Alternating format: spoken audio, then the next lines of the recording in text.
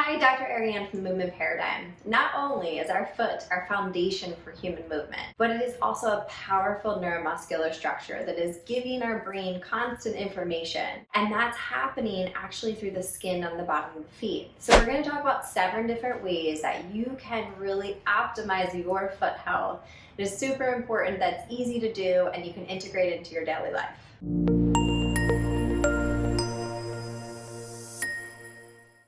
So as I mentioned, from a biomechanical standpoint, we want to think of our foot as our foundation. So if our foot is not stable, if it does not have a good foundation, then that is going to affect the rest of our body and the kinetic chain of how everything is moving together in an integrated fashion. So when we're thinking of the foot from a neuromuscular standpoint, we want to think about the foot and skin on the bottom of the foot specifically. So on the skin, we have 104 different receptors.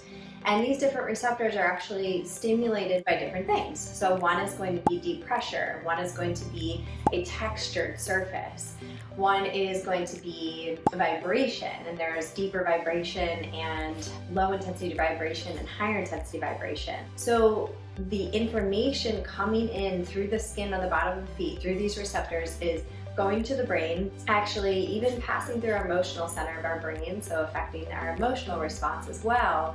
And that is why stimulating the feet is so important. So when we are wearing shoes and socks, that is blocking all of that powerful information that's coming into our nervous system. So it is really important through these next 7 things to think about how we can stimulate our feet to be able to stabilize, move better, and live better. Number 1 is a foot release. So there's lots of different tools that you can use. These are rad balls. You can also use a neuro ball by Naboso. And what you can do is you're doing a 6-point foot release on very specific areas of the foot. So you're holding the ball under the placement of the foot in these different points for approximately 20 to 30 seconds. You can absolutely do longer. Making sure that there's no pain, but you are most likely feeling some tension in certain areas, and just allowing the foot to naturally relax over the ball. So this is going to stimulate some of the receptors in the bottom of the foot that respond to deep pressure. Easy way to incorporate this into your life is to perform this while brushing your teeth or multitasking. Maybe it's while you're cooking, so that way you're stimulating your feet, you're releasing them, allowing your foot to create a little bit more mobility and elasticity in it, while simultaneously doing something else. Number 2 is using splay in your feet. So when we are walking, for a female, when you are pressing off in your gait, your toes should splay approximately 3 millimeters, and for men, it's going to be about 5 millimeters.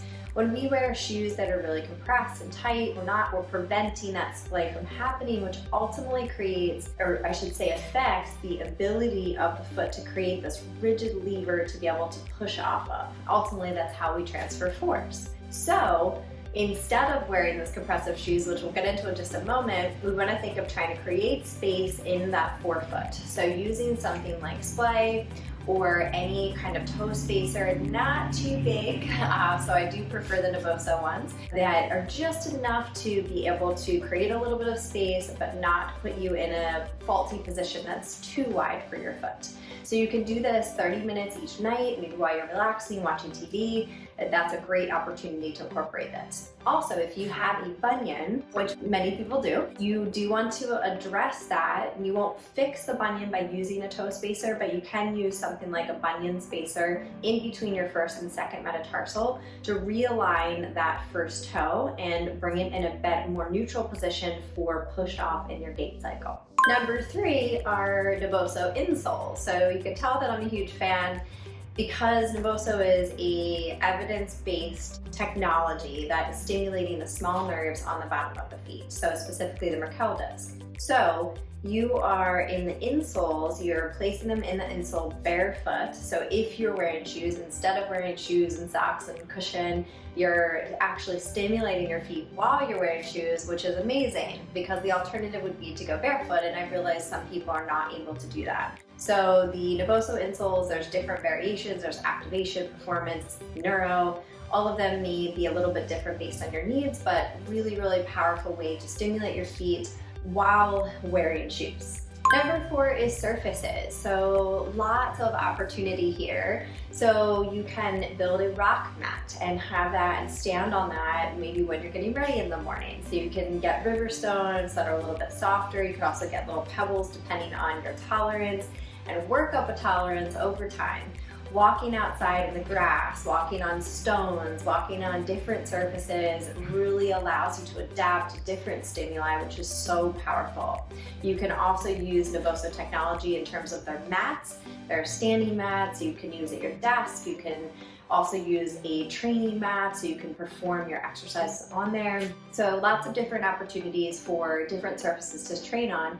If you are training barefoot, instead of using something like a yoga mat, which decreases your balance and stability, you want to either use something like Naboso that is going to wake up and stimulate those small receptors, or hardwood floor, which vibrates, which is a great surface to be able to train on. Number 5 is training your feet. So instead of just wearing shoes and socks and wearing orthotics and losing stability over time, which is what happens when we wear orthotics. Yes, some people do need to wear them.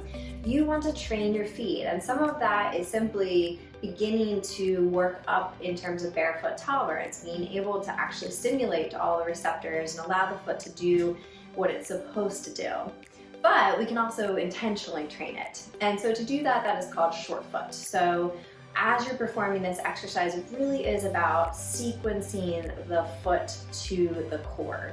So it's about connecting all of the fascia in the foot and the muscles in the foot all the way up to the pelvic floor, the diaphragm, the hip stabilizers. And so it isn't just simply a foot exercise, but it's ultimately how we are stabilizing during dynamic movement. So it's something that's really important to train. To perform short foot, you start on one leg and you can place your foot in a neutral position. You could begin with a kickstand, and from here, you're taking a breath in through the nose, allowing your foot to relax. As you exhale, you're gonna root the tips of your toes into the ground. So inhaling, relax the foot. Exhale, gently rooting the tips of the toes as if I was pulling out a piece of paper underneath, and you're gently rooting. This will lift the arch of the foot and the ball of the foot slightly as you perform this exercise. Once you feel comfortable, then you'd move up onto one leg and perform the same thing.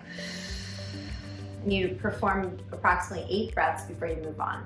Number 6 is enhancing your natural foot function with proper footwear. So unfortunately, as I said, as it relates to our feet, we tend to block all this powerful information. We're wearing shoes, we're wearing socks, we have lots of cushion.